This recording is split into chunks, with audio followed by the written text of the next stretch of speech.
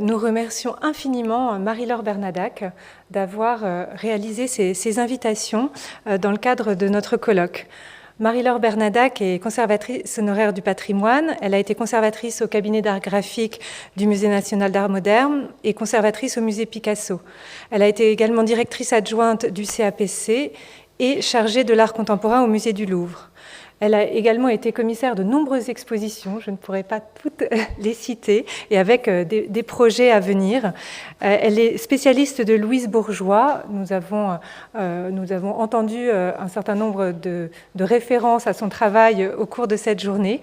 Elle a notamment publié sa biographie en 2019 et dirige une édition consacrée à Louise Bourgeois dans la collection transatlantique aux presses du réel. Marie-Laure Bernadac, un grand merci pour cette table ronde. Merci Hélène. Est-ce que le micro marche? Là, c'est bon? Bon, je vais aller vite parce que j'ai surtout envie de parler des artistes ici présentes. Mais comme un grand merci pour cette invitation, Hélène qui a eu l'idée de cette rencontre et qui avait si bien rendu compte de la relation riche et complexe qui s'était nouée entre les deux femmes lors de leur séjour en Italie, mais ce n'est pas notre sujet ici. Je rappelais qu'In Between, c'est en effet entre les femmes, la relation, mais surtout c'est la fluidité des genres, des médiums, de l'intérieur et de l'extérieur, comme ça a été rappelé aussi aujourd'hui.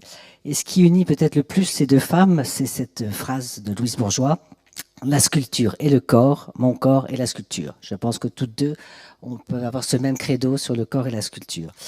Donc on a préféré avec Hélène, plutôt que je reparle de choses déjà étudiées, d'inviter 4 artistes toutes différentes, de générations différentes, mais qui nous semblent avoir une relation très particulière avec ces deux géantes.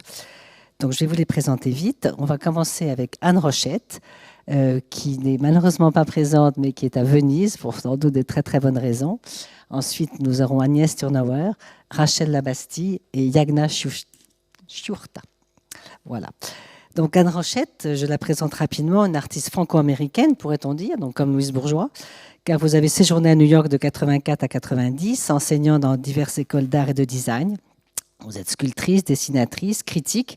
Vous écrivez souvent sur la sculpture dans Art in America et actuellement professeur à l'École nationale des beaux-arts. Vous avez fait plusieurs voyages à l'étranger, Australie, Chine et Inde, qui vous ont inspiré dans votre travail et dont témoignent vos très nombreux écrits, pour la plupart encore inédits et qui sont dans vos carnets.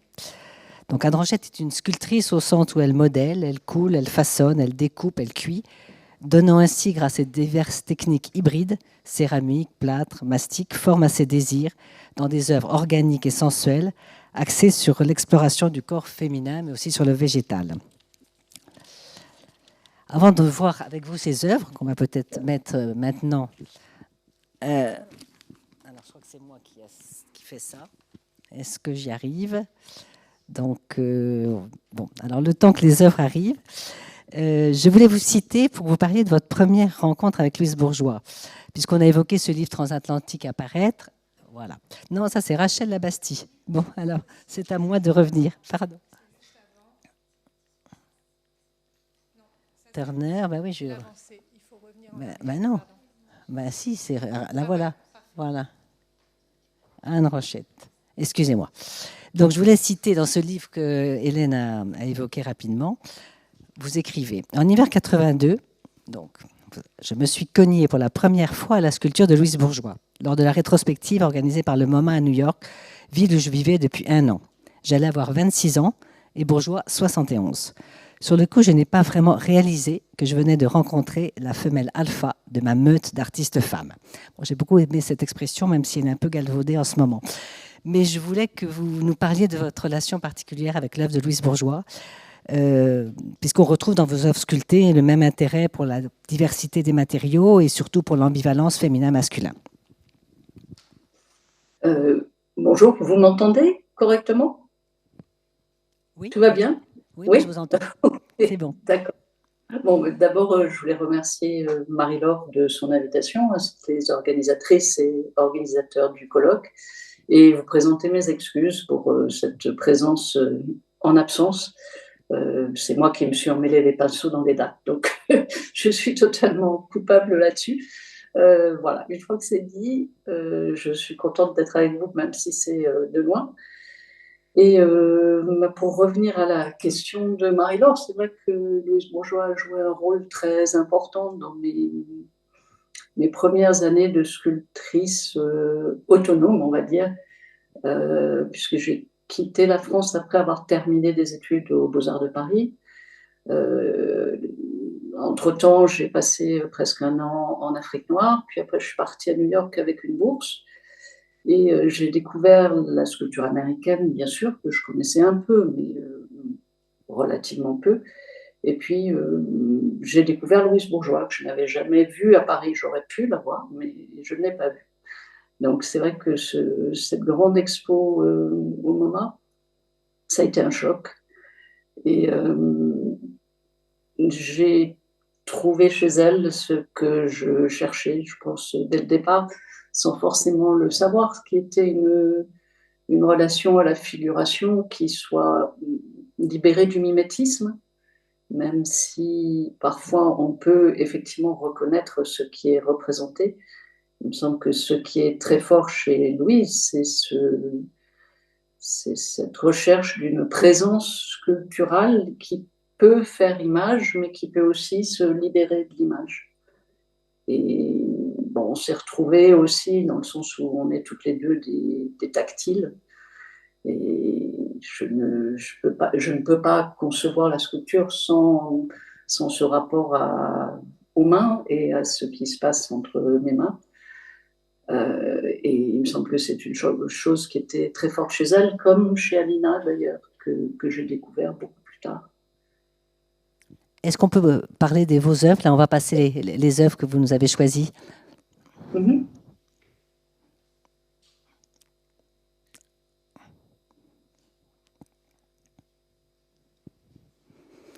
Voilà.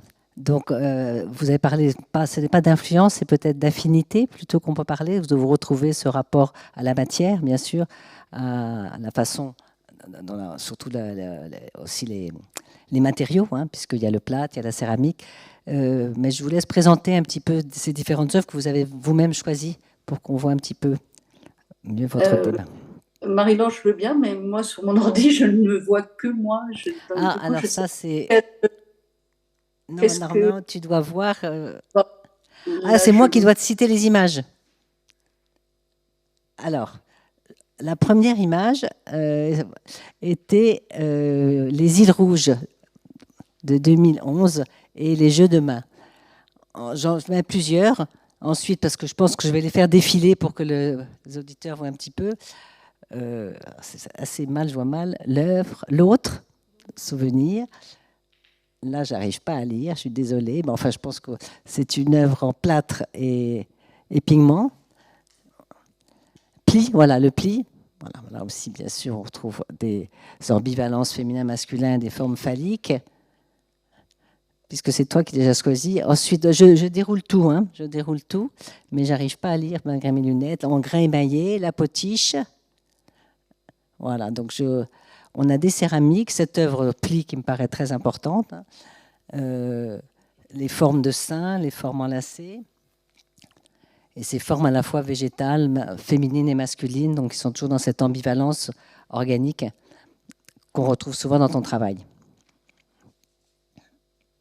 Bon, est-ce que vous m'entendez là? Oui. Oui, ok. Donc là, si on revient sur l'image autre, l'autre nourrir, qui est l'image de cette espèce d'œuf ventre avec des langues qui en sortent, c'est une image en noir et blanc. Est-ce que tu peux la faire revenir? J'ai pas d'image en noir et blanc, Anne. Si? Moi, là, je me vois. Attends, je vais remettre les images, mais j'ai montré, il n'y avait que des images en couleur dans ce que tu as envoyé. Il y a une image en noir et blanc?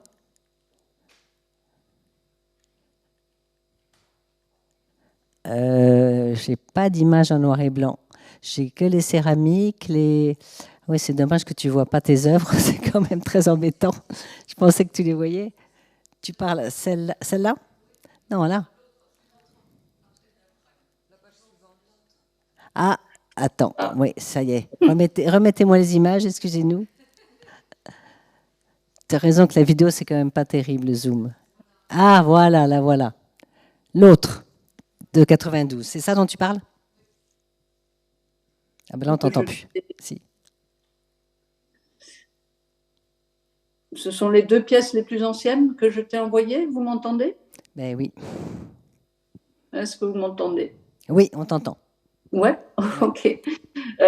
Donc si je démarre avec ces 2 pièces qui sont les plus anciennes, l'une de 92 et l'autre de 93, c'est en fait les débuts d'un travail qui dure jusqu'à maintenant, qui a un rapport au corps présent, mais non représenté de façon entière. C'est-à-dire qu'il y a quelque chose qu'on retrouve chez Louise et chez Alina aussi, qui est ce corps, ce fragment de corps, mais à qui il ne manque rien, quelque part. Et je pense que pour moi, c'est important parce que c'est ce qui me permet de me rapprocher d'une sensation et non pas d'une description. Donc la pièce qui est sur la gauche avec les langues était très liée au rapport que j'ai eu avec ma première fille quand elle était toute petite, donc quand je l'allaitais encore au sein. Et ce rapport entre le corps nourricier et le corps autre qui cherche la nourriture dans ce qui est donné, dans ce qui est pris. Et puis pour pas être trop longue, la pièce d'ensuite qui est beaucoup plus grande, la première, l'autre elle tient entre mes 2 mains, l'autre nue, donc nue, naked, nue, qui est beaucoup plus grande, qui est à l'échelle de mon corps pour le coup, et qui est une sorte de gigantesque, ou de grand, on pourrait dire phallus à 2 têtes, qui est enroulé sur lui-même et qui d'un côté a des paupières fermées et de l'autre côté des vulves. Et c'était aussi le début de cette sensation effectivement d'un masculin féminin qui est bien sûr différencié, mais qui peut se transformer très facilement de l'un en l'autre. Donc la grande pièce est une pièce en plâtre, donc elle est poreuse, elle est presque poudreuse au toucher. Et je pense que le toucher chez moi, que ce soit mon toucher ou que ce soit le toucher des autres sur mes pièces, est une qualité essentielle. Peut-être que vous pouvez passer à d'autres images, comme je ne les vois pas, je vais vous accompagner sans les voir. Oui, on va repasser les images. Oui. Non, les images, voilà. On ne peut pas faire les deux. Eh oui, c'est-à-dire qu'on ne peut pas entendre le commentaire d'Anne sur ces images. C'est ça qui est un petit peu... Voilà, on a eu les îles rouges, les jeux de main. Donc l'autre. Tu peux parler aussi du pli de 93, là? Ce que j'ai fait dans le même temps que nu, donc qui était là aussi cette espèce d'hybridation d'un corps, d'un féminin, d'un corps, d'un ressenti du corps à la fois féminin et masculin. C'est une pièce qui est horizontale. Elle a cette espèce de pli qui s'ouvre sur le devant, presque un peu comme les manteaux des vierges dans les peintures primitives, mais aussi cette espèce de déploiement vers un intérieur, qui définirait un intérieur, et cet intérieur est rempli d'une masse rose qui sort à la fin. Est-ce qu'on veut y voir un phallus de nouveau, ou est-ce qu'on veut y voir aussi la sensation de la tête du nourrisson quand elle sort d'entre les jambes? Pour moi, l'ambiguïté et la possibilité de ressentir une forme sans que je lui donne une définition ou une attribution unique est importante. De nouveau, c'est à l'échelle de mon corps. Et tu avais conscience à l'époque, quand tu réalisais ces sculptures, que Louise Bourgeois aussi, que ce soit dans Slip ou dans cette ambivalence entre le phallus et le sein et le corps, ou l'enfant qui sort du ventre, est-ce que ce sont des coïncidences qui se sont trouvées dans vos démarches, ou est-ce que tu sens une forme de filiation quand même particulière à l'œuvre de Louise Bourgeois? Je pense que c'est plus que des coïncidences. Pour moi, c'est une forme de dialogue à distance. Je n'ai jamais voulu rencontrer Louise parce que j'ai une mauvaise expérience d'une conversation téléphonique avec elle. Et il y a un moment où j'ai décidé que le dialogue qui m'intéressait, c'était entre son travail et le mien, plutôt qu'entre elle et moi directement. Et je pense que oui, elle a toujours été quelque part comme une grand-mère ou une arrière-grand-mère, quelqu'un avec qui et contre qui je me suis construite, oui. Et tu as dit qu'on pouvait peut-être parler aussi d'Alina, ta relation à Alina, pour en effet qu'on ne t'enferme pas dans la filiation Louise Bourgeois, parce que ça serait intéressant d'avoir tes impressions, des découvertes de l'œuvre d'Alina. Donc Alina, c'est une découverte beaucoup plus tardive, puisque j'ai découvert son travail dans les années 2010, quand on a commencé à le montrer à nouveau à Paris. Il y a cette période de latence ou de quasi-oubli de l'œuvre. Donc quand Loewenbruck a commencé à montrer des pièces, pour moi, c'était une découverte totale. Et ce qui m'a beaucoup intéressée chez elle, mais qui est chez Louise aussi, il y a une forme d'humour et de non-sacralisation du corps. Et là aussi, la capacité à faire une œuvre qui est du corps, mais qui ne représente pas forcément le corps. Et toujours ce rapport au fragment. Alors chez Alina, il y a les bouches, il y a les seins, il y a la jambe. Et c'est très facile pour moi de vivre le fragment comme une totalité. Et c'est vraiment quelque chose que je retrouve dans son boulot. Et cette espèce de... Alors, bien sûr, il y a une forme de pathos, mais j'ai jamais ressenti uniquement le pathos. J'ai toujours trouvé que c'était un travail qui avait énormément de vitalité et d'humour. Bon, ben Anne, je te remercie. Je suis désolée des conditions un petit peu difficiles de notre communication, mais je pense que tu as dit les choses essentielles. Et comme je tenais à respecter le quart d'heure par artiste pour que tout le monde ait le temps de s'exprimer, infiniment merci et désolée de ces complications. Je repasse pour nos auditeurs les œuvres. À bientôt et merci. À bientôt, merci.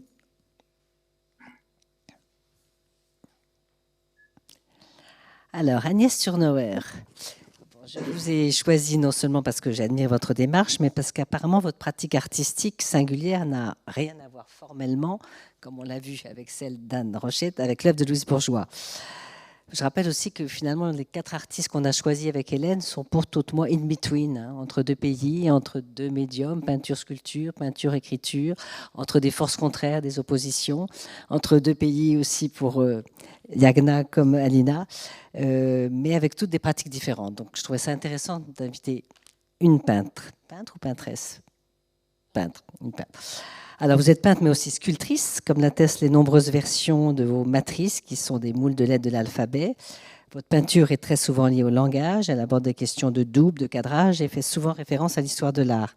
En 2002, lors de votre exposition au Palais de Tokyo, vous transformez l'acte de peindre en performance, mêlant écriture, espace, architecture et formes colorées. Vous êtes aussi connu pour vos tondos sous forme de pin géant de 2007 qui féminisent les noms des grands artistes, écrivains ou psychanalystes mâles, Jacqueline Lacan, Marcel Duchamp, Annie Warhol, qui ont dominé l'art du XXe siècle, négligeant ainsi l'apport essentiel des artistes femmes. On remarquera qu'un seul nom d'artiste femme est cité et vous le mettez au masculin. C'est celui de Louise Bourgeois, qui devient Louis Bourgeois, le nom du père. Quand on connaît les relations complexes de Louise avec son père, dont elle a déjà hérité le nom, mais on reviendra peut-être sans doute sur ce rapport à la psychanalyse.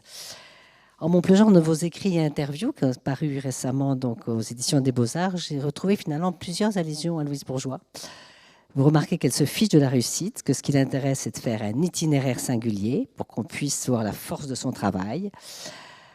Vous dites qu'il a fallu attendre qu'elle vieillisse et perde les attributs séduisants de sa féminité pour qu'on on lise son œuvre et pas la personne. Et vous dites cela doit changer.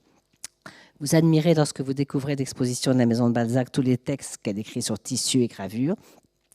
Donc les liens que vous entretenez avec Louise Bourgeois me semblent plutôt liés à la personnalité de l'artiste, son rôle de pionnière, sa relation au mot, à l'écriture, à une certaine conception de l'art au féminin, pour ne pas parler de féminisme, à l'ambivalence féminin-masculin si présente dans son œuvre, à la bisexualité psychique qui pour vous est le moteur de la création.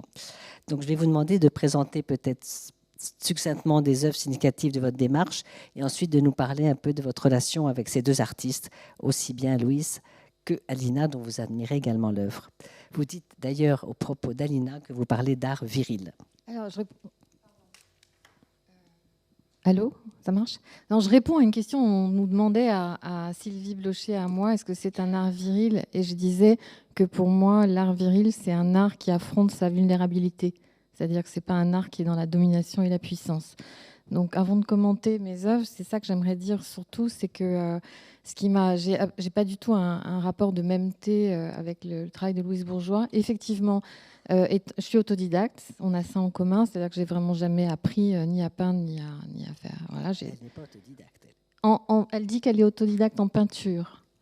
Non, quelqu'un n'a pas dit ça tout à l'heure. Elle a fait l'Académie Ranson, l'Académie Ah oui, Bassière. pardon. Non, mais j'ai entendu ça tout à l'heure, alors je l'ai chopé en me disant tiens, et en fait c'est faux. Et en peinture, et en sculpture, et en gravure. Elle a tout fait. Elle a tout fait, donc pas moi. Mais alors, pêle-mêle, ce qui m'intéresse effectivement, c'est beaucoup...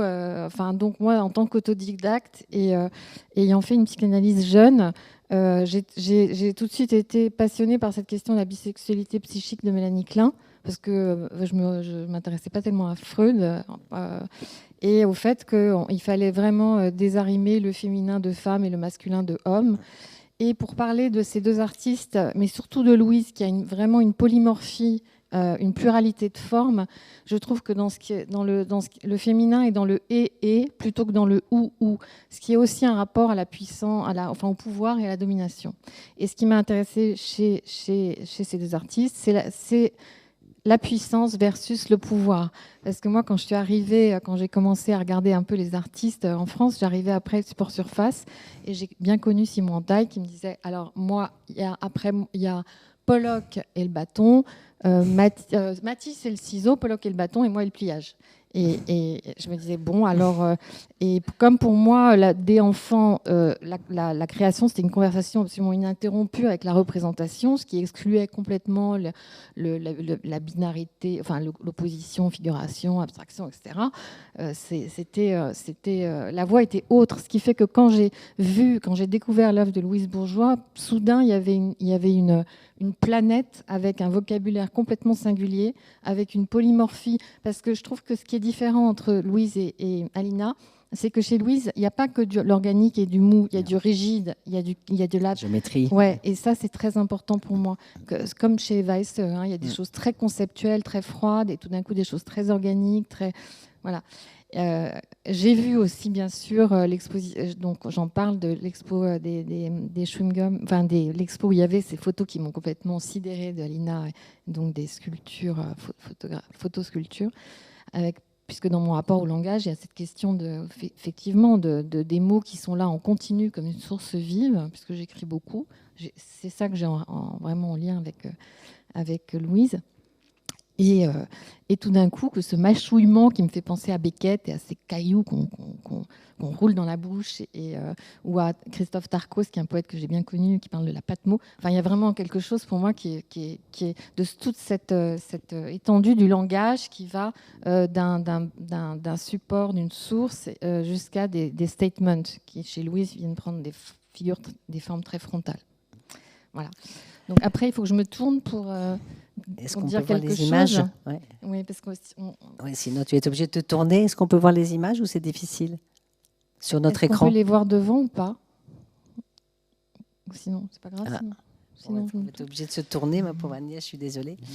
Parce qu'évidemment, tu commences par langage. Voilà. Donc là, dans cette, il y a la série des Prédelles que j'ai commencé en 2007. En fait, oui, ce que je peux dire en tout cas, c'est que je ne travaille pas de façon linéaire avec une série qui remplace une autre, mais très vite, pour moi, j'ai eu le sentiment que ce que je dis, que l'histoire était une géographie et que je rabats cette frontalité sur un plan horizontal, et ça me permet de faire dialoguer toutes mes séries les unes avec les autres, et jamais elles se remplacent en fait. Donc ça aussi, c'est un rapport à l'histoire de l'art très particulier, je crois, et ça m'autorise une polymorphie des écritures, des formats, de pouvoir passer de petites séries comme les Prédelles, qui sont des petits tableaux que j'ai toujours voulu près du corps. D'ailleurs, je les ai appelés Prédelles pour ça, comme des livres ouverts, où il y a cette prosodie du langage qui passe d'un format à un autre,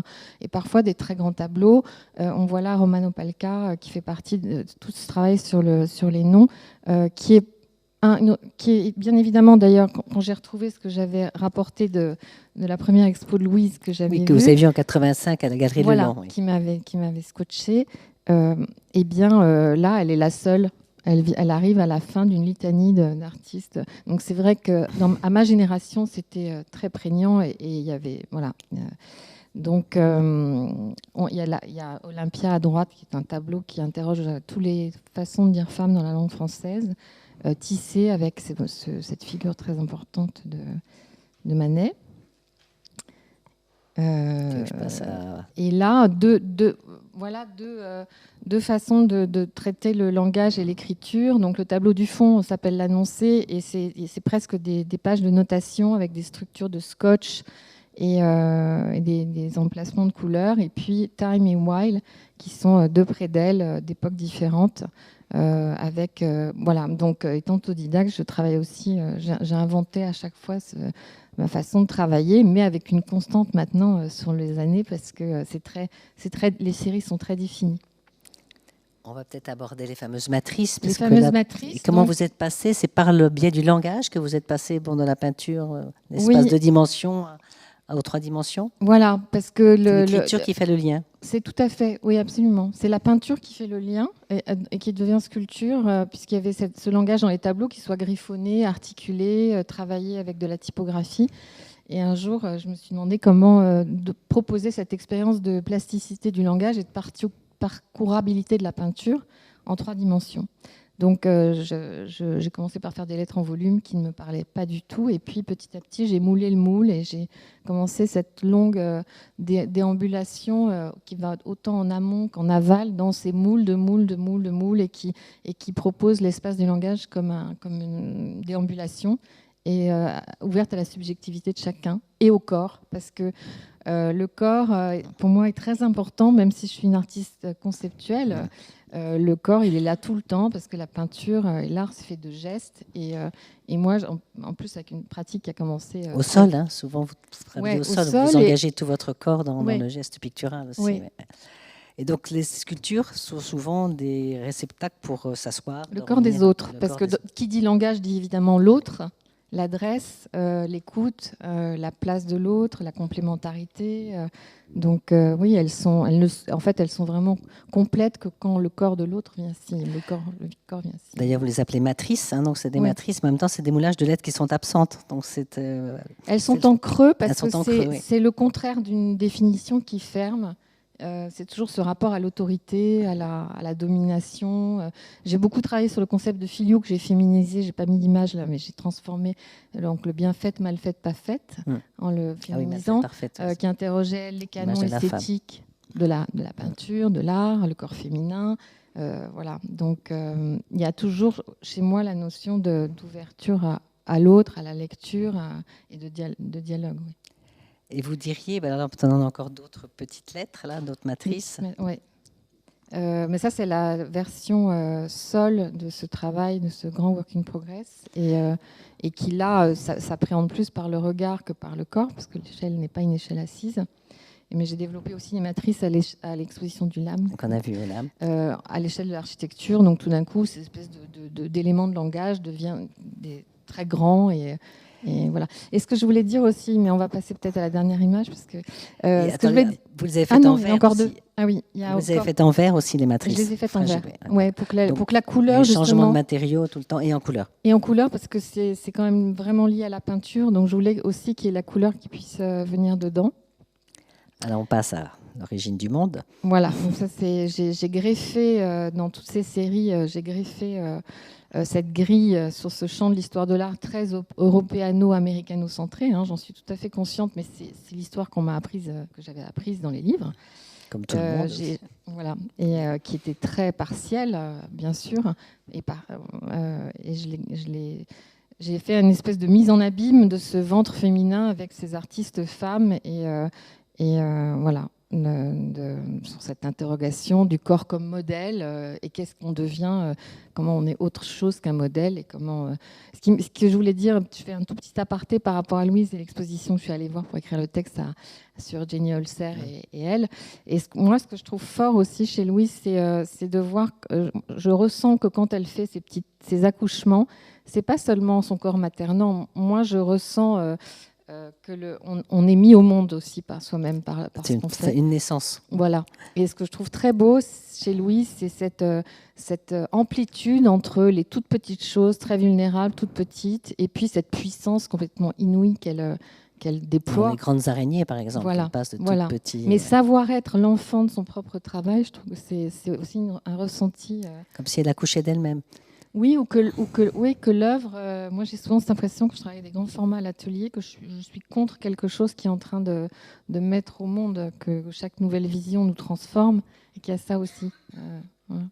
Donc là, et à droite, on a les matrices en bronze et une petite près d'elle, et puis cette série qui est la plus ancienne chez moi, qui s'appelle Big Big et Bang Bang, qui est dans la mesure où je disais tout à l'heure que toutes mes séries coexistent en même temps. Ça, c'est le geste le plus primitif et que j'ai commencé il y a presque 30 ans et auquel je reviens régulièrement parce que j'ai besoin d'un reset avec cette forme qui est le début du langage, en fait, qui est une espèce d'être ensemble dans quelque chose, devant quelque chose.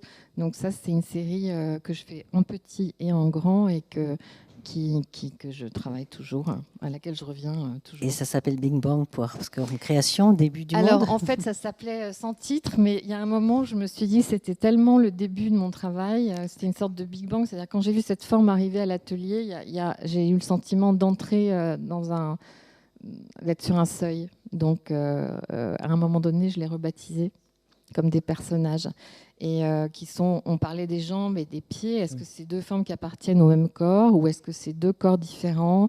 Fabrice Ergotte qui avait écrit... c'est parce que c'est comme membre. Oui, c'est des glottes, quelqu'un m'a dit, c'est des glottes à un moment. Voilà. Voilà. Quelques mots avant de terminer sur Alina, peut-être encore. C'est intéressant que vous ayez fait la différence malgré toutes les affinités qu'on a pu voir au cours des différentes discussions. Il y a aussi une différence fondamentale par rapport le fait qu'elle n'est pas uniquement organique, biomorphique, Louise, qui a vraiment une dimension abstraite. Pour moi, c'est une très grande différence. Et elle a été peintre aussi, d'abord. Elle était peintre. J'aurais beaucoup aimé voir l'exposition à New York de ses premiers tableaux. Oui, pour moi, il y a un côté... C'est pour ça que j'ai eu qu'on m'a appelé le lendemain de sa mort pour parler à la radio. J'ai plus rien. Ma voix est partie. J'étais tellement... parce que pour moi, c'est une œuvre monde, c'est vraiment une planète. Et le fait qu'elle... et puis il y a ce côté conceptuel qui m'intéresse beaucoup dans cette capacité à pouvoir changer d'écriture, changer de forme, ces cellules qui sont tellement structurées, et ces échelles qui sont tellement diverses. Donc j'ai été très sensible. J'aime beaucoup l'œuvre d'Alina, hein, mais je crois que je me sens plus proche de l'œuvre de Louise dans ce qu'elle embrasse comme forme, comme écriture. Et voilà. Vous l'avez dit, la planète monde, ça me paraît une très très belle définition. Et ce qui est très intéressant, c'est de voir qu'une personnalité comme Louise peut encore pas influencer, mais très très importante pour des artistes aussi différentes qu'on a vu que Anne Rochette, que vous. Et maintenant, on va demander à Rachel Labastie. Donc, vous êtes sculptrice, vous travaillez la terre crue, mais le marbre, vous jouez aussi avec le feu, avec l'histoire, celle de l'esclavage et plus récemment celle des femmes envoyées au bagne. Vous êtes animée en permanence par la tension des contraires, donc vous êtes aussi une in-between, les paradoxes des matériaux entre force et fragilité, leur malléabilité, leur fragilité. Vous vivez entre Bayonne et Bruxelles, exposé au Lab La Banque de Béthune, au Parvis de Tarbes et récemment au Musée des Beaux-Arts de Bruxelles pour un hommage à Charlotte Corday et à l'abbaye de Maubuisson. J'ai pensé à vous parce que je connais votre travail maintenant depuis quelques années. J'avais découvert votre barque échouée à la Biennale d'Anglet. Car ce passage d'un matériau quasi liquide, humide et charnel, on va en voir des exemples sensuels qu'est la terre crue, à la dureté du marbre, m'a fait penser au passage de Louise Bourgeois aussi. D'autant plus que vos bras enlacés qu'on va voir en marbre blanc et noir, ainsi que les jambes de Vénus s'échappant d'un socle de marbre, rappellent évidemment certaines sculptures de Louise. Alors, en effet, ça rappelle le séjour de Louise à Pietrasanta et son amour du marbre quand elle parle de la dureté et de la tendresse. Mais vous évoquez aussi avec Voache la violence, et c'est un sentiment récurrent pour Louise. Louise disait « La violence est ce qui me plaît le plus », écrit-elle à Robert Goldwater lors de son séjour en Italie. Alors là aussi, vous allez faire le même exercice, nous présenter votre travail et quelques œuvres, et puis on reviendra sur le regard que vous portez sur l'œuvre de ces deux artistes. Vous m'entendez? Oui. Donc là, c'est justement, parce que dans mon travail, je travaille beaucoup autour de la terre, de l'argile, comme disait Marie-Laure. Je la travaille, je fabrique mes matériaux, mais je travaille aussi le marbre. Donc là, pour ce travail, c'est pas, je travaille à Carrare, donc avec des marbriers. Donc je pars avec des prototypes que je fabrique et je vais travailler dans les carrières avec les artisans. Donc là, pour ce travail qui s'appelle Déforce, on voit des avant-bras. Donc depuis quelques années, il y a des éléments du corps qui apparaissent dans mon travail parce que pendant longtemps, on sentait le corps en permanence dans mon travail, mais il n'était jamais présent. Il était présent par sa trace, par son absence, par son empreinte, mais jamais matérialisé. Là, on voit des fragments qui apparaissent depuis quelques années, donc les bras, pas les bras entiers, les mains, les avant-bras et les pieds et une partie des mollets. Et c'est des outils que j'utilise pour travailler. Donc c'est des outils que j'utilise pour modeler. Là, donc, c'est comme deux personnes à chaque fois est-ce qu'ils s'enlacent, est-ce qu'ils se retiennent. C'est du marbre et je mets en tension les marbres avec des sangles qu'on utilise pour sangler des marchandises, pour sangler des caisses d'œuvres. Voilà. Et donc, je trouvais intéressant d'associer le marbre qui évoque justement quelque chose qui est dans la durabilité, dans le poids, et de l'associer avec ces sangles qui les mettent comme en lévitation, qui viennent parfois obstruer des passages, des espaces, et donc qui viennent parler des forces. Dans mon travail, je joue beaucoup avec l'espace. Je suis sculpteur, mais je joue beaucoup avec l'espace de monstration. Et ce travail, selon le lieu où je l'expose, il est toujours différent parce qu'il joue vraiment en permanence. Il révèle l'espace aussi, parce que ses mains, elles viennent comme un support. Il y a du marbre blanc de Carrare et un marbre noir espagnol que j'utilise de plus en plus. Parce que quand j'étais à Carrare, j'ai découvert dans l'atelier le marbre noir, que j'ai trouvé très intéressant. Quand j'ai voulu travailler avec, donc les artisans m'ont dit que c'était un marbre qui n'était pas pour la sculpture mais pour l'architecture. Et j'ai trouvé ça encore plus intéressant, cette idée de travailler en fait des éléments du corps, mais avec une pierre qui est historiquement liée à l'architecture. Donc il a cette particularité, c'est que quand on le polit, il devient brillant. Donc c'est comme ça qu'on le connaît souvent dans l'architecture. Il évoque de l'eau, il évoque quelque chose oui, cette brillance. Et quand il est brut, il est vraiment dans un rapport de pierre. Et là, ce sont vos propres bras? Alors parfois oui, parfois ce sont mes bras, mais ce sont toujours des individus différents. Et il y a plusieurs dans la série où je suis en tension avec d'autres personnes. Et à droite, donc c'est une vue de l'exposition au Musée Royal de Bruxelles, partielle, et c'est la série des tableaux-caisses. Donc les tableaux-caisses que j'appelle la série plus précisément des cœurs du corps. Donc on voit des caisses qui sont habituellement des caisses qu'on peut voir pour transporter des marchandises ou des œuvres d'art pour les protéger. Et à l'intérieur, je viens travailler avec une argile. C'est une argile que je mets au point, que je fabrique dans un premier temps dans mon atelier et avec lequel je viens faire des sculptures, parfois en extérieur, comme la première œuvre que tu avais vue, Marie-Laure, quand on s'est rencontrés, la grande barque. Et donc je fabrique ma matière. Et parfois, par exemple, pour la grande barque, j'avais 1 mois de fabrication de matière. Donc, il y avait vraiment ces gestes répétitifs pendant 1 mois pour incorporer mes ingrédients avec tout mon corps et en faire une pâte que j'allais travailler ensuite. Cette idée d'être à la naissance du processus de création m'intéresse beaucoup. Et là, dans le cœur du corps, je crois qu'on les voit d'un petit peu plus près après. Voilà, on voit juste un détail. Donc, dans le cœur du corps, il y a des sortes de traces qui viennent comme des cicatrices ou comme des vulves. Donc voilà, qui sont faits avec quelques gestes d'écartement et de resserrement. J'évoque donc des vulves qui sont dans ces caisses. Et cette matière, elle reste toujours dans un état entre deux. C'est ça qui m'intéresse. Et alors à droite, on voit quelque chose de Oui, complètement pardon. différent. Donc, Oui. ce sont Et donc juste les à entraves droite, en porcelaine. oui, c'est des entraves en porcelaine dans ma série des entraves, mais ça c'est une série plus récente que j'appelle les entraves de cou. Donc je me suis inspirée des entraves qu'on mettait au fuyard parce que j'ai beaucoup travaillé, je travaille beaucoup autour du lien, autour du conditionnement, de l'enfermement. Et la porcelaine, c'est vraiment quelque chose qui est arrivé tôt dans mon travail. Et les deux matières qui reviennent beaucoup, c'est la porcelaine blanche et l'argile qui ne sèche pas. C'est comme deux qui se répondent en permanence. Et là, l'entrave de cou, elle reprend ces entraves qu'on mettait au fuyard pour qu'ils se retrouvent finalement prisonniers de l'espace. Parce que quand ils voulaient fuir, les grands pics se prenaient dans la végétation. Et ils étaient prisonniers donc, de l'espace et ne pouvaient fuir. Et c'est de la porcelaine donc, que je modèle et je travaille. Celle-ci, les pics sont roulés dans le verre en fait, mais on ne voit pas sur les photos. Mais voilà, donc il y a des brillances. Je parlais de la violence au EDH et puis du feu. Voilà. Le feu. Ça, c'est tout un travail aussi que j'ai fait de modelage que j'appelle le foyer. Donc le foyer, c'est un double sens. C'est le lieu qui abrite la famille et c'est aussi les restes du feu. Donc là, pour ce travail, il y a d'abord tout un travail de modelage avec un grès où j'ai modelé les os de plusieurs corps humains. Je ne voulais pas que ça soit du moulage. C'est vraiment, j'ai travaillé d'après modèle sur... voilà, il y a plusieurs corps, comme l'idée d'une famille.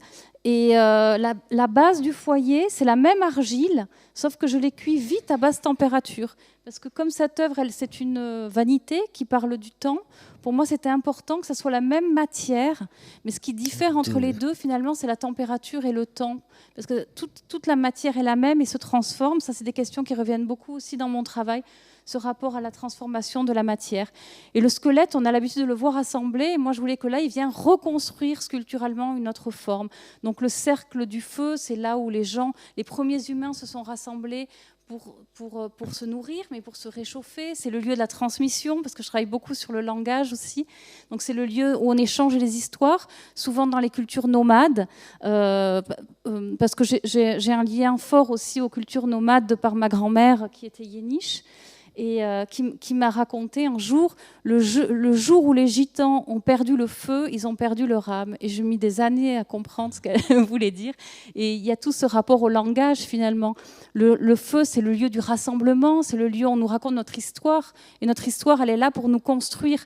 Et sans cette histoire, on ne peut pas avancer, en fait. Donc l'histoire qu'on nous raconte, qu'elle soit vraie ou fausse, finalement. Et donc ce travail, il parle de tout ça.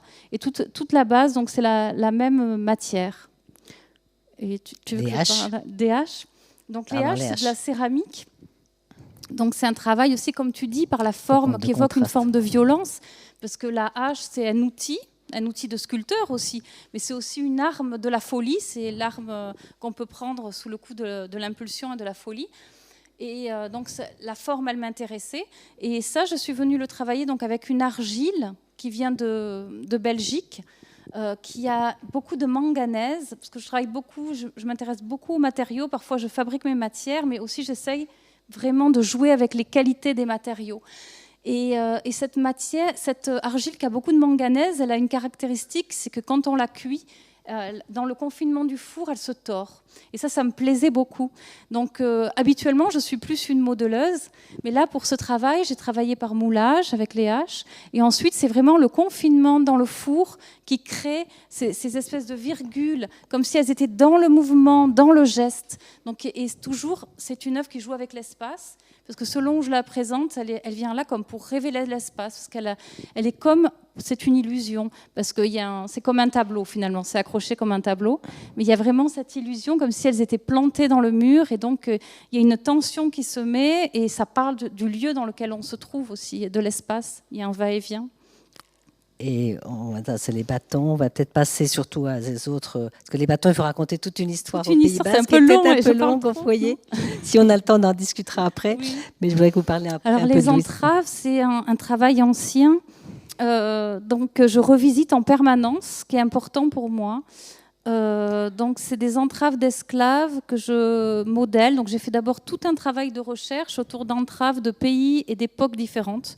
Et toutes ces images en 2 dimensions, papier, à partir de là, je suis venue modeler avec de la porcelaine les formes de ces entraves qui sont assez grandes. J'en ai une par exemple de sol qui fait 11 mètres, donc c'est vraiment tout un travail de modelage voilà, qui est assez long, mais j'aime bien ce rapport et qui parle du corps. Et donc j'ai choisi la porcelaine parce que la porcelaine, pour moi, bon, évidemment, elle évoque, tout de suite on pense à la fragilité, à la délicatesse, mais elle évoque quelque chose de social et de civilisé qui m'intéressait à mettre, de façon de mettre ça en tension avec la forme qu'évoque la violence, en fait, la violence de la contrainte du corps. Et donc cette porcelaine, pour faire court, parce qu'il y a toute une histoire de la porcelaine, pendant longtemps, tout le monde, les seigneurs voulaient posséder de la porcelaine parce que c'était un synonyme de prestige, de pouvoir et de puissance. Et il y avait ce rapport de raffinement aussi qui m'intéressait. Et donc ces entraves, elles parlent de toutes ces prisons intérieures, sociales, politiques, religieuses, familiales. Et c'est la tension entre le matériau et la forme qui évoque tout ça. Oui, donc l'histoire est très présente dans votre travail de sculpteur. Et alors justement, revenons à votre relation à Louise Bourgeois. Comment est-ce que vous êtes ou reconnue ou senti une sorte de filiation et d'affinité avec son travail? Alors j'ai connu longtemps son travail à travers des livres que je trouvais intéressants, mais je n'avais pas eu la rencontre. C'est seulement en 2008, lors de l'expo à Beaubourg, que j'ai découvert, j'ai vraiment eu une rencontre, l'œuvre de Louise Bourgeois. Et ça a été vraiment un choc, ça a été très fort, notamment les Red Rooms, que j'ai trouvé d'une puissance narrative, parce qu'il y a tout ce rapport aussi, je me suis sentie sensible par rapport au rapport à l'histoire et par rapport à ce rapport d'intériorité aussi. J'ai eu une telle émotion, c'est des choses qui arrivent très rarement quand on visite des expositions, j'ose le dire, j'ai pleuré. Je crois que ça arrivait à beaucoup de personnes qui ont découvert l'œuvre de Louise Bourgeois. J'ai eu une telle émotion, j'ai eu un sentiment profond, un bouleversement, un sentiment de perte, et quelque chose qui m'a submergée et j'ai pleuré. Ça m'est arrivé très rarement en allant voir des expositions. Et ce que j'aime beaucoup aussi, c'est sa série des cumuls. Qu'on a vu pour sa sensualité aussi, il y a un rapport sensuel à la matière. Et c'est ça, ce qui me fascine chez Louise Bourgeois, c'est toute cette diversité, cette liberté. Elle est d'une liberté, c'est incroyable. Elle passe d'un médium à l'autre. Elle osait, pardon. J'ai l'impression elle osait tout finalement. Et donc, je trouve que c'est un beau message aussi pour les artistes, de se dire non, il n'y a pas de limite, vas-y, tu peux glisser, fais de la gravure, fais de la sculpture, de la tapisserie. Récemment, je crois des que pièces vous en étiez tapisserie, travailler en tapisserie, donc de la gravure aussi. Et c'est vrai que c'est sa liberté, sa folle liberté, elle est très inspirante. Merci beaucoup, Rachel. Je crois que beaucoup d'artistes diraient un peu la même chose que vous. Enfin, j'en sais rien. Alors maintenant, nous allons parler de Jagna Shushta, incontournable, Jagna Shushta. Quand on veut évoquer Alina Sapochnikov, non seulement parce que vous êtes une artiste polonaise travaillant à Paris, donc in between deux pays, deux cultures, mais aussi parce qu'un grand pan de votre travail dont on va parler s'intitule Missing Alina, et qu'une exposition récente à Béton-Salon s'intitulait Le pli du ventre cosmique. Une allusion indirecte, bien sûr, à la célèbre sculpture des plis d'Alina, réalisée par l'artiste, mais surtout pour vous, au-delà de la maternité, ce ventre englobe toute l'espèce humaine et les relations autres que phalliques qui doivent s'étendre à l'animal, au végétal, à l'ensemble du monde vivant. Et vous avez été, on va le voir, particulièrement sensible aux fameuses photographies de Schwingom, à ces sculptures molles dont on a parlé, issues de la bouche de l'artiste. On a vu que la bouche était un thème essentiel chez Alina et qu'en effet, c'est une sculpture de l'intérieur qui va vers l'extérieur. Et aussi, vous êtes une artiste in between, car dans le processus même de votre travail, vous mettez en relation plusieurs artistes, non pas deux, mais plusieurs, que vous invitez dans vos expositions. Vous jetez ainsi des ponts entre un objet et un autre dans un processus de transformation créative. Votre travail inclut photographie, installation, espace. Elle évoque aussi l'absence du corps, les fantômes. Mais on voit que la sculpture aussi vous concerne, car vous avez fabriqué même une sculpture en bois, d'après une sculpture d'Henri Moore. Votre travail pourrait être qualifié de conceptuel sensuel, ou, l'expression n'est pas loin, d'un relâchement surréaliste du conceptuel. Mais je vous laisse présenter les images. Bonjour, merci beaucoup pour cette introduction et merci beaucoup pour l'invitation dans ce colloque. Je suis honorée d'y participer.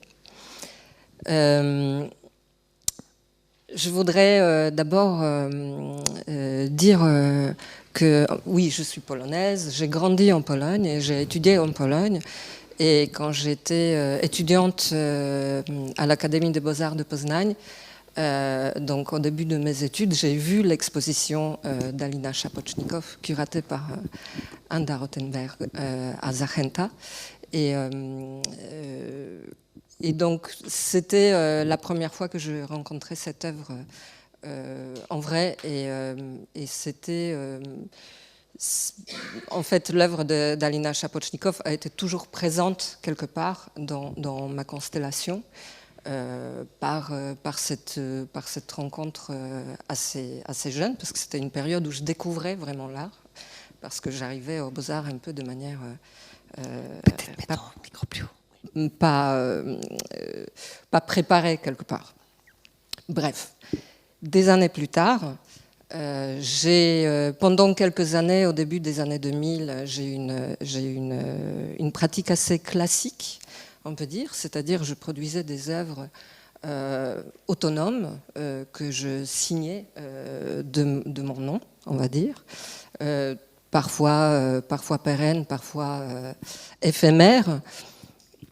Et autour des années, on va dire 2009, 2011, j'ai commencé à avoir une sorte de réflexion, autoréflexion, une sorte de regard sur mon propre travail et plus exactement sur la documentation de mon propre travail, sur lequel j'ai commencé à faire toutes sortes d'opérations d'évidement, d'effacement, de recouvrement de ma présence. C'était une époque où j'ai aussi commencé donc à m'intéresser à ce qui reste, donc la scénographie, l'architecture de l'exposition, le display, et j'ai fait toutes sortes d'opérations de ce genre. Et en 2011, je suis allée voir l'exposition d'Alina Szapocznikow à Vils, à Bruxelles, et dans cette exposition, j'ai décidé, j'ai eu cette volonté, bon, je le raconte vraiment en raccourci, mais on ne peut pas faire autrement, d'observer qu'est-ce qui se passe quand Alina disparaît, quand le travail d'Alina Szapocznikow est enlevé de cette scénographie. De toute manière, ça faisait un moment où je regardais les expositions sous ces deux angles, donc l'angle le regard sur l'exposition comme forme et sur le mode de présentation des œuvres et les œuvres eux-mêmes.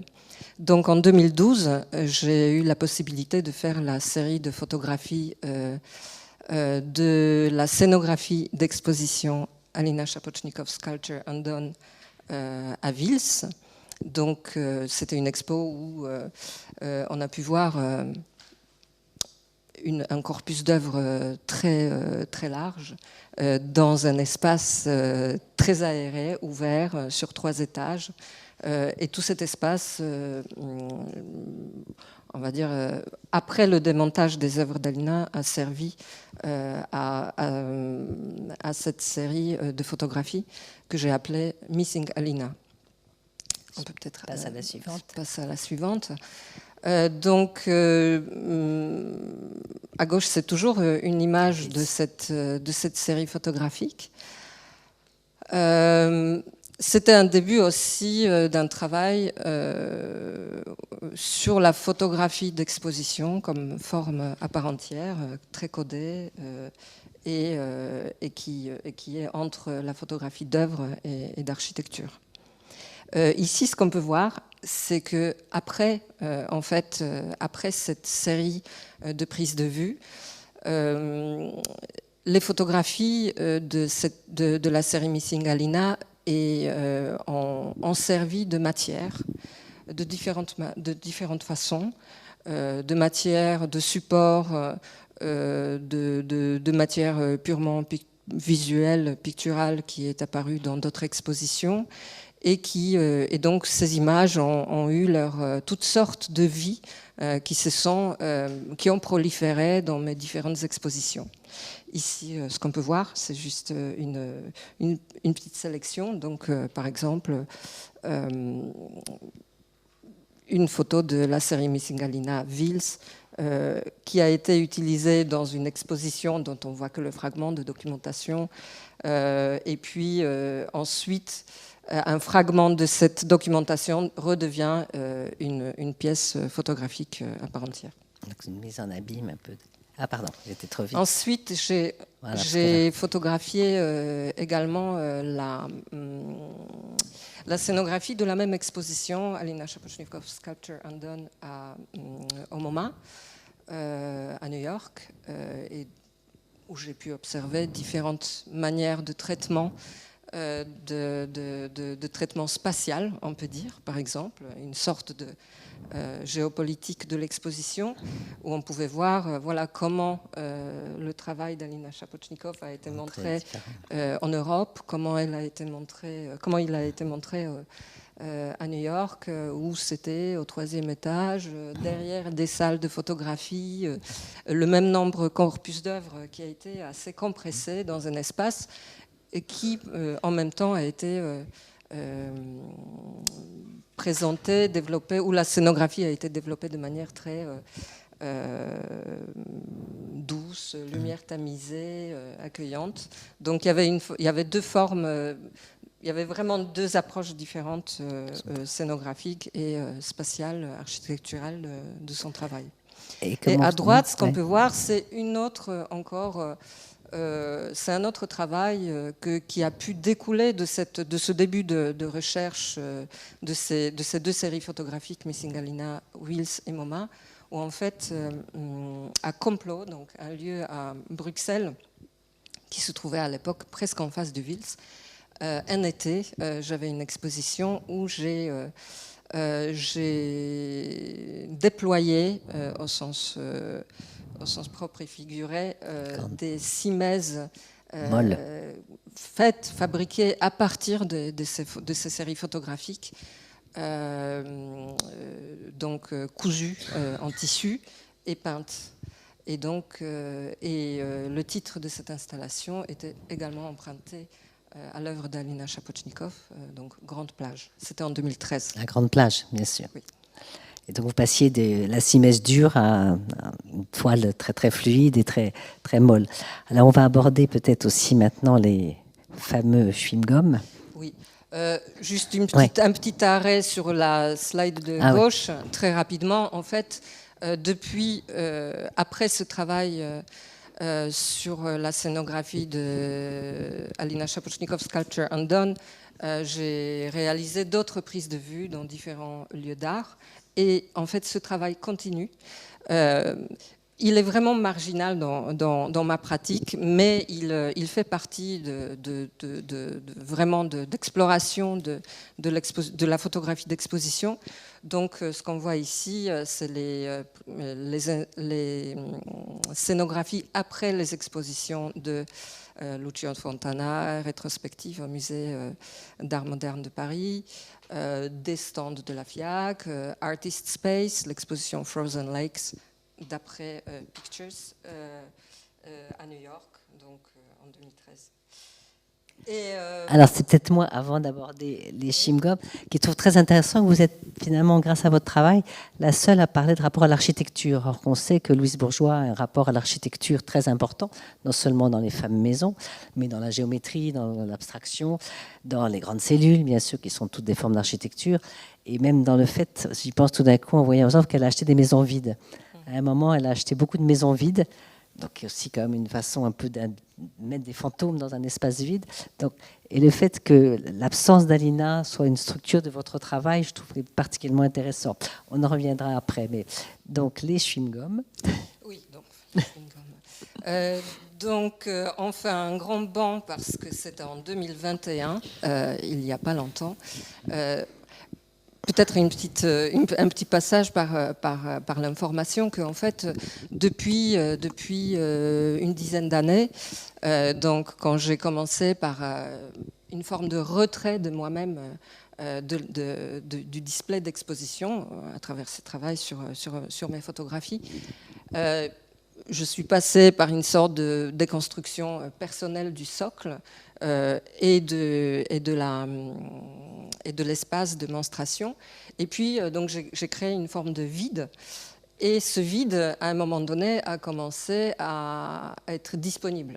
Bon, c'était un vide, mais un vide rempli de fantômes, parce que c'était pas scénographie vide, untitled, c'était Missing Alina. Et d'ailleurs, toutes les séries qui en découlent dans tous les lieux après les expos que je photographie, je les appelle Missing Alina. Et donc, dans ce vide, j'ai commencé à inviter d'autres artistes. Donc, c'est une pratique que je développe depuis 2011. Et il se trouve qu'en 2021, j'ai fait une exposition, donc c'est une sorte de grande diagonale, à Orthez, dans le centre d'art Image, où j'ai invité plusieurs artistes contemporains, mais contemporaines, des artistes amatrices, amateurs, des artistes, des grandes figures de l'histoire de l'art, comme Alina Shapochnikoff, notamment sa série photographique Fotojajbe, photosculpture, qui était vraiment le point de départ de cette exposition et de son développement, parce que ça avait lieu d'abord à Orthez et ensuite à Besançon à Paris. L'exposition était intitulée « Le pli du ventre cosmique ». Et il y avait toutes sortes de chemins qui ont amené à cette invitation, on va dire, emprunt d'œuvres d'Alina Shapochnikoff pour cette exposition, mais c'était vraiment l'œuvre de départ.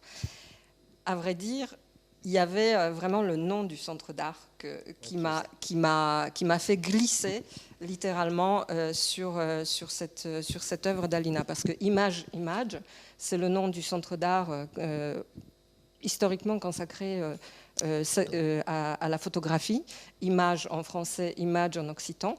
Donc c'est une sorte de travail, c'est une sorte de nom d'un lieu qui est une forme de illustration de l'impossibilité de la traduction, et en même temps de la traduction qui est une sorte de qui contient une erreur, parce que c'est le même mot juste avec une lettre en plus.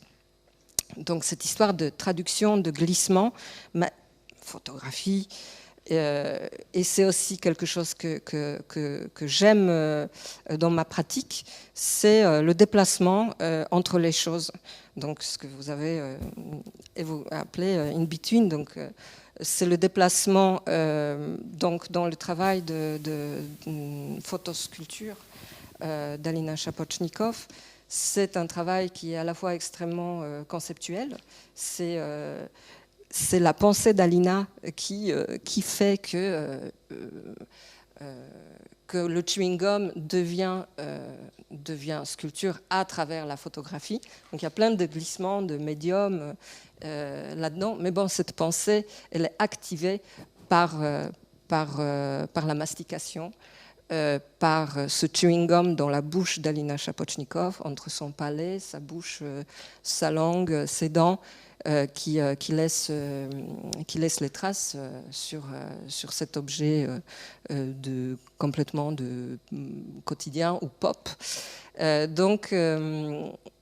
Et qui est en même temps accompagné de ce texte qui est à la fois une sorte d'aveu sur la créativité et sur la solitude, et en même temps, voilà, quelque chose comme ça qui est dans ce déplacement et qui est à la fois extrêmement conceptuel et à la fois profondément sensuel, mais encore plus que ces moulages d'extérieur de son corps, parce que ça contient sa salive, son DNA. Donc voilà, donc c'était cette série de photographies. Je ne sais pas si le slide d'avant montre l'accrochage. Voilà, donc cette série de photographies a été du coup accrochée parmi d'autres œuvres. Mais bon, là, il fallait faire le choix, donc c'est encore un fragment sorti de son contexte. Elles étaient accrochées sur un fond de peinture que je réalise moi-même au pistolet sur les murs, et de manière à une hauteur classique. Donc à la fois c'est un accrochage classique, mais à la fois les distances entre différentes photographies sont toutes différentes et pas du tout standard, c'est-à-dire c'est vraiment fait de manière sensible. Tout ça pour quelque part peut-être aller à l'encontre de cet encadrement qui saisit cette œuvre qui est extrêmement dans la sensualité. Donc si on peut voir la photo suivante. Donc plus de fluidité qu'on voit ici. Sur la gauche, on voit une autre photo de cette même exposition à Orthez, où on voit en fait c'est une sorte de cabane qui a été construite, que j'ai construite pour montrer à l'intérieur l'œuvre de Nan Goldin, All by Myself, et en même temps qui a toutes sortes de matériaux qui recouvrent son extérieur. Donc ici on voit le reflet en plus de la série photographique.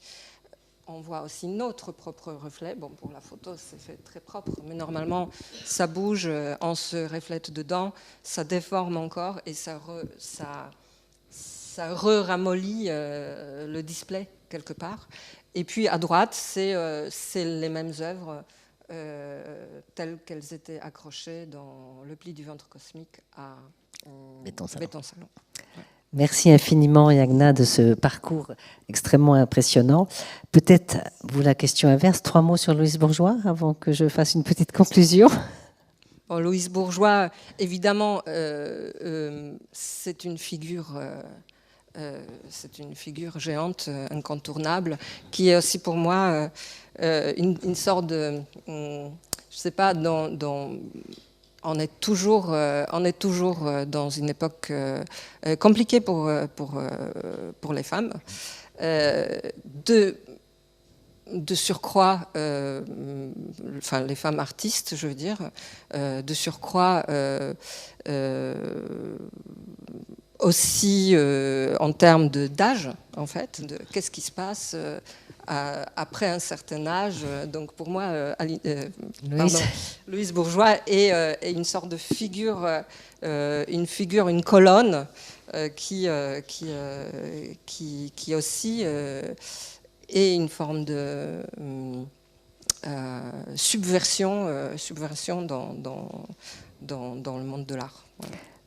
Merci infiniment, Yagna. On va rester sur ce thème de subversion. Je remercie beaucoup les artistes d'avoir accepté cet exercice. Pas facile de parler de son travail après avoir présenté Alina Louis, mais on voit à quel point finalement l'œuvre très forte de ces 2 artistes peut avoir une répercussion énorme sur des pratiques très très différentes. Et je pense que pour l'histoire de filiation et d'une nouvelle lecture de l'histoire de l'art, c'est essentiel. Bon, comme ça, on a un petit peu de temps pour des questions, si vous voulez poser des questions. Et un grand merci à vous de votre présence. Peut-être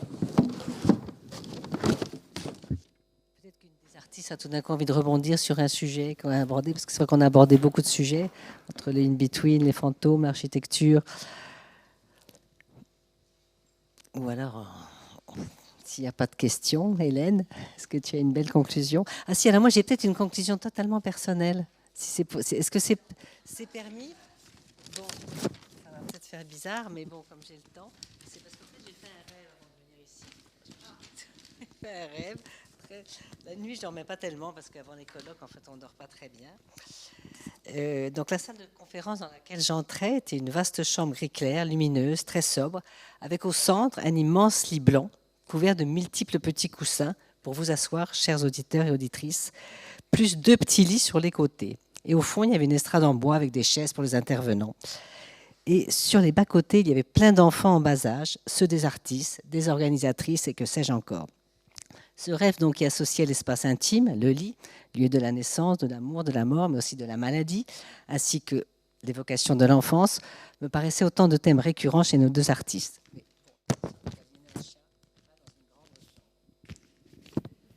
Merci beaucoup de cette conclusion.